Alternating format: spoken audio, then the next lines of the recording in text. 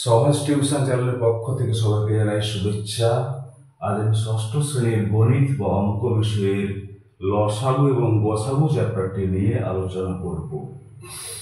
তো আজকে আমাদের আলোচ্য বিষয়টি হচ্ছে তিনটি সংখ্যার গসাগু এবং লসাগু। যখন আমরা তিনটি সংখ্যার গসাগু নির্ণয় করব তখন মৌলিক উৎপাদকের সাহায্যে অথবা ভাগ প্রক্রিয়ার সাহায্যে যে পদ্ধতিটি তোমাদের সহজ মনে হবে তোমরা সেই পদ্ধতিটি অবলম্বন করে অঙ্কটি সলভ করতে পারো। তো আমি আগে মৌলিক উৎপাদক পদ্ধতির সাহায্যে তিনটি সংখ্যার গসাগু কিভাবে নির্ণয় করতে হয় শেখাচ্ছি।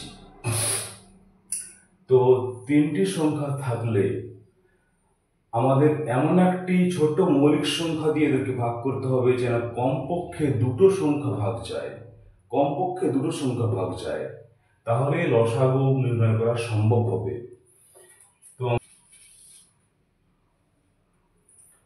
তো মৌলিক সংখ্যা সবচেয়ে ছোট 2 নিয়েছি, 12 দিয়ে 24, 2 15 30, 2 দিয়ে 4, 2 4 8, 2 24 48।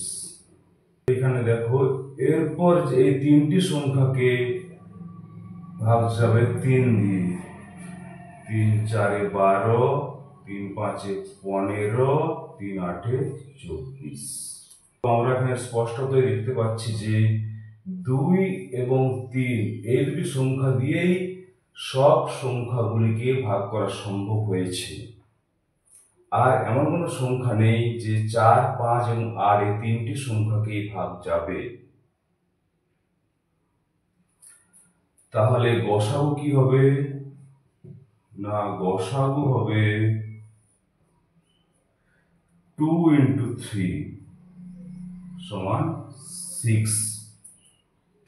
তাহলে 24 30 48 এর গসাগু বা গরিষ্ঠ সাধারণ গুণনীয়ক হচ্ছে 6।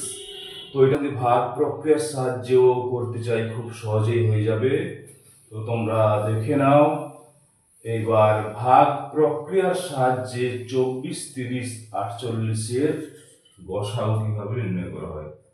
24 30 48।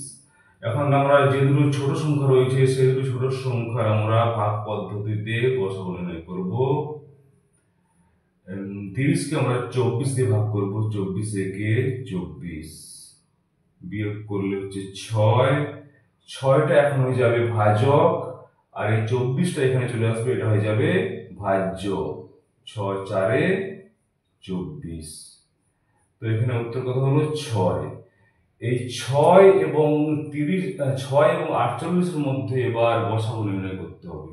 6 এবং 48 এর মধ্যে দেখো তোমরা 6 এর নামটা রাখো, 6 8 48।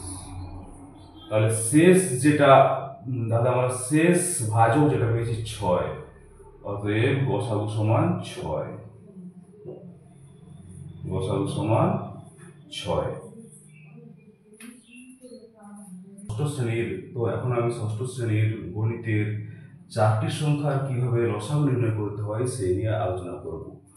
তো তোমরা স্পষ্টতই দেখতে পাচ্ছ এখানে যে 4টি সংখ্যা রয়েছে 24 36 45 এবং 60। তো আমরা যখন মৌলিক উৎপাদকের সাহায্যে লসাগু নির্ণয় করব তখন আমাদের একটা কথা অবশ্যই মাথায় রাখতে হবে যে 4টি সংখ্যার মধ্যে যেন কমপক্ষে দুটো সংখ্যাকে একটা মৌলিক সংখ্যা দিয়ে ভাগ করা যায়। তাহলে কি বললাম না, এই 4টি সংখ্যার মধ্যে যেন কমপক্ষে দুটো সংখ্যাকে একটা মৌলিক সংখ্যা দিয়ে ভাগ করা যায়, সেরকম একটি মৌলিক সংখ্যা দিয়ে আমাদের লসাগু স্টার্ট করতে হবে বা উৎপাদকের বিশ্লেষণ শুরু করতে হবে। তো আমরা এখানে দেখতে পাচ্ছি 24 36 এবং 60 তিনটি সংখ্যা, যেহেতু জোড় সংখ্যা তাই ছোট মৌলিক সংখ্যা 2 দিয়ে অবশ্যই ভাগ করা যাবে। 2 12 24, 2 18 36। যে সংখ্যাটা ভাগ যাবে না বা উৎপাদক বিশ্লেষণ করা যাবে না সেই সংখ্যাটা নিচে নেমে যাবে। 45, 2 30 60। এর পরের স্টেপটা তোমরা দেখে নাও মন দিয়ে। এখানে আছে 12 18 এবং 30 তিনটি সংখ্যা জোড় সংখ্যা, তাই এই তিনটি সংখ্যাও 2 দিয়ে ভাগ যাবে। 2 6 12, 2 9 18, 45 ভাগ যাবে না, এই 45 নিচে নেমে গেল, 2 15 30। তো এরপর দেখো এখানে একটি জোড় সংখ্যা আছে।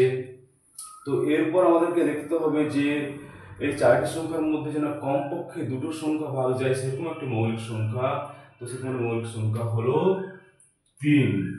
দেখো 3 2 6, 3 3 9, 3 15 45, 3 5 15। তো এরপর আমাদের এমন একটি সংখ্যা নিতে হবে যেন এই চারটি সংখ্যার মধ্যে কমপক্ষে দুটো সংখ্যাকে ভাগ যায়। তো এরপরে আমরা নেব যে মৌলিক সংখ্যাটা, সেটা হচ্ছে 3। তো 2 ভাগ যাবে না, 2 নিচে নেমে গেল, 3 একে 3, 3 5 15, 5 ভাগ যাবে না, নিচে নেমে গেল। এরপর এমন একটি মৌলিক সংখ্যা বলতো যেটা দিয়ে কমপক্ষে দুটো সংখ্যাকে ভাগ যায়, সেটা হবে হচ্ছে না 5। 5 দিয়ে 2 কে ভাগ যাবে না, নিচে নেমে গেল, 1 ভাগ যাবে না, নিচে নেমে গেল, 5 একে 5, 5 একে 5। তো এইখানেই কিন্তু মৌলিক উৎপাদক বিশ্লেষণ শেষ। যখনই নিচে কমপক্ষে দুটো সংখ্যাকে আর কোনো মৌলিক সংখ্যা দিয়ে উৎপাদক বিশ্লেষণ করা সম্ভব হবে না, তখনই উৎপাদক বিশ্লেষণ শেষ। আবার রিপিট করছি কি না, যখনই এই চারটি সংখ্যার মধ্যে কমপক্ষে দুটো সংখ্যাকে কোনো মৌলিক সংখ্যা দিয়ে উৎপাদক বিশ্লেষণ করা সম্ভব হবে না, তখনই মৌলিক উৎপাদক বিশ্লেষণ শেষ হয়ে যাবে। তো এরপর লসাগু তাহলে কি হবে? অতএব লসাগু সমান বা লঘিষ্ঠ সাধারণ গুণিতক সমান কি হবে? 2 গুণিতক 2 গুণিতক 3 গুণিতক 3 গুণিতক 5 গুণিতক 2 গুণিতক 1 গুণিতক 1 গুণিতক 1। তাহলে 2 গুণিতক 2 গুণিতক 3 গুণিতক 3 গুণিতক 5 গুণিতক 2। আমরা জানি 1 গুণিতক 1 গুণিতক 1 সমান 1, তাই একটা নিচ্ছি না। তো 5 দিয়ে 10, 10 দিয়ে 30, 30 দিয়ে 90, 90 দিয়ে 180, 180 দিয়ে 360। তো এদের লসাগু হলো 360। তো তোমরা এই চারটি সংখ্যার মৌলিক উৎপাদক বিশ্লেষণ দেখে এবার বলো তো এই চারটি সংখ্যার গসাগু কি হবে? চারটি সংখ্যাকে যে যে সংখ্যা দ্বারা ভাগ করা সম্ভব হয়েছে সেই সংখ্যাগুলির গুণফল হবে এদের গসাগু। তাহলে আমরা এখানে দেখতে পাচ্ছি যে কোন কোন সংখ্যা দিয়ে এই চারটি সংখ্যাকে ভাগ করা সম্ভব হয়েছে। দেখে নাও তোমরা কোন কোন সংখ্যা দিয়ে চারটি সংখ্যাকে ভাগ করা সম্ভব হয়েছে। একটি 3 দিয়ে চারটি সংখ্যাকে ভাগ করা সম্ভব হয়েছে। এই দেখে নাও 3 2 6, 3 3 9, 3 15 45, 3 5 15। আর এমন কোন সংখ্যা নেই যেটা দিয়ে চারটি সংখ্যাকে ভাগ করা সম্ভব হয়েছে। তাই গসাগু হবে যে সংখ্যাটি দিয়ে চারটি সংখ্যাকে ভাগ করা সম্ভব হলো সেই সংখ্যাটি হবে এদের গসাগু। ওদের গসাগু হবে কত না 3। এটা হবে এদের গসাগু বা গরিষ্ঠ সাধারণ গুণনীয়ক। আমরা এবার ভাগ পদ্ধতির সাহায্যে চেক করে নেব যে এদের গসাগু 3 হয়েছে কিনা। তো আমরা 24 আর 36 এর ভাগ পদ্ধতিতে গসাগু করব। 24 একে 24 বিয়োগ করলে 12, 12 এখন হয়ে যাবে ভাজক 24, 12 দুয়ে 24। এখানে উত্তর হলো 12। এবারে 12 এর সঙ্গে 45 এর গসাগু হবে। 12 আর 45 এর গসাগু নির্ণয় করতে হবে।